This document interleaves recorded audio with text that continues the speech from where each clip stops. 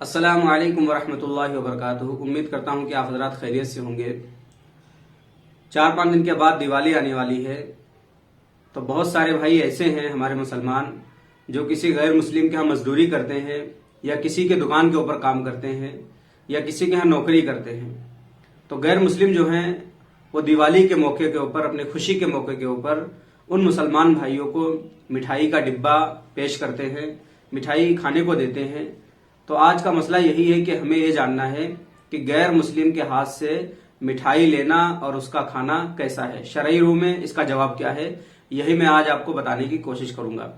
उससे पहले आपसे एक छोटी सी गुजारिश है कि आप अगर पहली बार हमारे चैनल के ऊपर आए हैं तो हमारे चैनल को भी सब्सक्राइब कर लें, बहुत ही मेहरबानी होगी। तो चलिए मसला जान लेते हैं। मसला यह है कि किसी गैर मुस्लिम के हाथ से मिठाई का डिब्बा लेना, मिठाई लेना दिवाली के मौके पर यह कैसा है। तो शरई रूह से इसका जवाब यह है कि अगर वो मिठाई किसी के ऊपर चढ़ाई नहीं गई है, मसलन पूजा पाठ करके जैसे कि प्रसाद वगैरह होता है, इस तरीके से उसको किसी के ऊपर चढ़ाया नहीं गया है और वो आप उसके यहाँ काम करते हैं, आपको मिठाई का डिब्बा वगैरह देता है डायरेक्ट दुकान से खरीद कर करके, तो आप उसको ले सकते हैं, खा सकते हैं, कोई हर्ज नहीं है।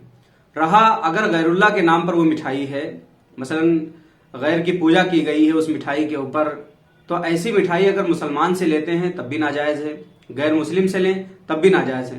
गोया कि गैरुल्लाह के नाम की अगर कोई मिठाई है तो चाहे वो मुसलमान दे चाहे गैर मुस्लिम दे, दोनों से लेना देना जायज नहीं है।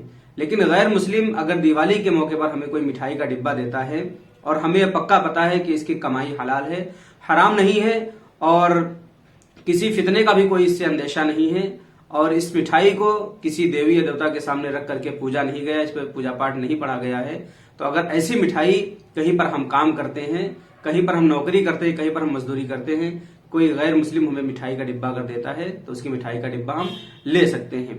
लेकिन अगर ये यकीन हो कि इसने पूजा पाठ की होगी, उसके ऊपर गैरुल्लाह के मंत्र पढ़े गए होंगे, गैरुल्लाह के नाम की मिठाई है, तो ऐसी मिठाई का लेना देना ना तो जायज है ना ही खाना जायज है।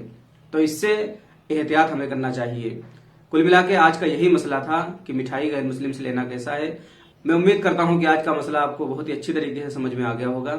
आपसे गुजारिश है कि इस वीडियो को अपने दोस्तों के साथ भी शेयर कर दें ताकि दिवाली आने से पहले पहले उन्हें भी इस मसले के बारे में भरपूर मालूमात हो जाए। अल्लाह तबारक व तआला से दुआ, अल्लाह तबारक व तआला हम सबको हर बला से, हर मुसीबत से, हर आफत से महफूज फरमाए। अस्सलामु अलैकुम वरहमतुल्लाहि वबरकातुहू।